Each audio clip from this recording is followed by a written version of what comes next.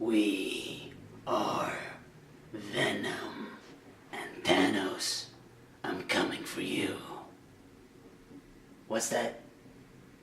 I'm not part of that universe. Oh, I'm sorry, I forgot that we were in association with Marvel Studios.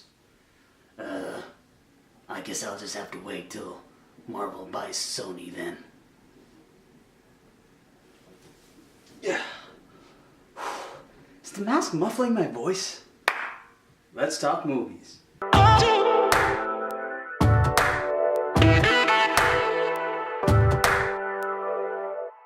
What is going on, guys? It's Manny here, and today we're going to be talking about the new Venom trailer. There are certain things that I really want to talk about in this trailer, and the first thing is the music. Did anybody else feel a strange similarity between this trailer music and Avengers Infinity War trailer music? Now, if you were to go back and revisit Avengers Infinity War trailer number 2, starting from the 0.30 second mark, you would be able to find out the similarity. Now, I don't know if that is a marketing strategy to make it sort of look like it's part of Marvel in some way, or if it was just a random mistake. Either way, the music worked pretty well with the trailer. And the second thing I wanted to talk about was Eddie Brock, Tom Hardy himself. When fans heard that Tom Hardy was going to be playing Venom, Eddie Brock, fans everywhere were super excited, including me. Now, looking from this trailer, it does seem like Eddie Brock in this trailer has a lot of similarities to the Eddie Brock in the comics. For the most part, Eddie Brock is a pretty decent guy. It's only when Venom takes over, he becomes all like,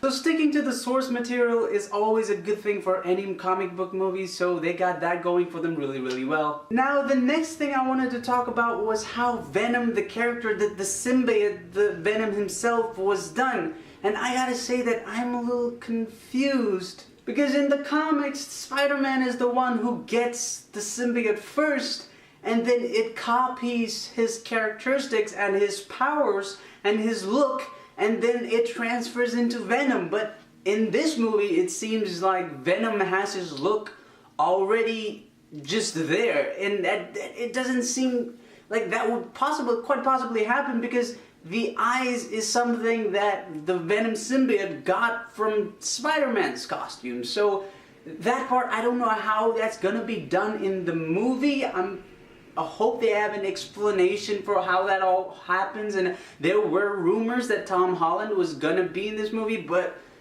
since they're saying it's in association with Marvel and not like MCU or Marvel Studios, maybe Marvel Studios can lend Spider-Man, maybe they could work some kind of deal to have Spider-Man in this movie, but so far it doesn't seem like Spider-Man is in this movie, so I don't know how he gets his look. I don't know if he's going to be shooting webs, and it confuses me a bit, but you know, let's just see what happens. And the next thing I wanted to talk about is Venom's voice. Now, I really like how this is done. It's great. I think it feels like they used Tom Hardy's voice, and they took his voice and sort of digitally manipulated it and altered it to make it sound like the sort of Christian Bale Batman-like. Where's Harvey?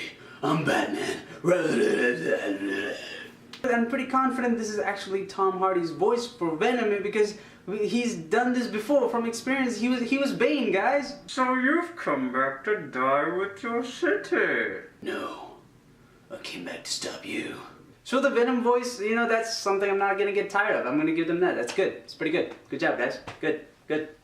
The next thing I wanted to talk about, and the final thing I want to talk about, was what the plot might be like. I think so far from the trailer, it seems like Eddie Brock is a journalist. He does seem like he has a girlfriend, and his girlfriend's firm works for a company, and Eddie is going to interview the company, and it seems like he has a rep for being very straightforward with his questions from the conversation he had with his girlfriend in that bar or restaurant. And then it seems like he goes to the company, he asks them some questions, and it seems like he has suspicions about what's going on in there, so he goes into the lab to investigate, and there's a woman there. And I feel like this is something related to the comics and the animated series, the Spider-Man animated series. There's a woman, she gets the symbiote on her, and then she goes to find Eddie, and then the symbiote goes and latches on onto Eddie. So it feels like they're kind of following that, where the woman in the lab has a symbiote in her, and she sort of jumps on Eddie Brock, on Tom Hardy, and then he gets the symbiote on him, and then he runs away, and then people are chasing him down. They want the symbiote back, and it seems like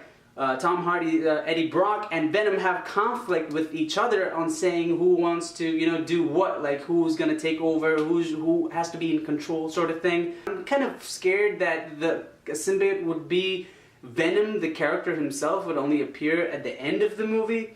And that's the one big concern that I got, and hopefully it's not like that. Let's see what happens. Either way, I'm gonna see this movie. Anyway, I'm gonna see this movie, and let's see what happens. You know, we never know. This could be a hit or miss. This could be a hit or miss. I mean, it's Venom. You know, how can you not get excited for Venom? He's one of the best characters that Marvel's got out there, and let's see how this goes. Let me know in the comment section of your thoughts on the movie. And like and subscribe, guys, and I will see you guys in the next video. I'll see you later.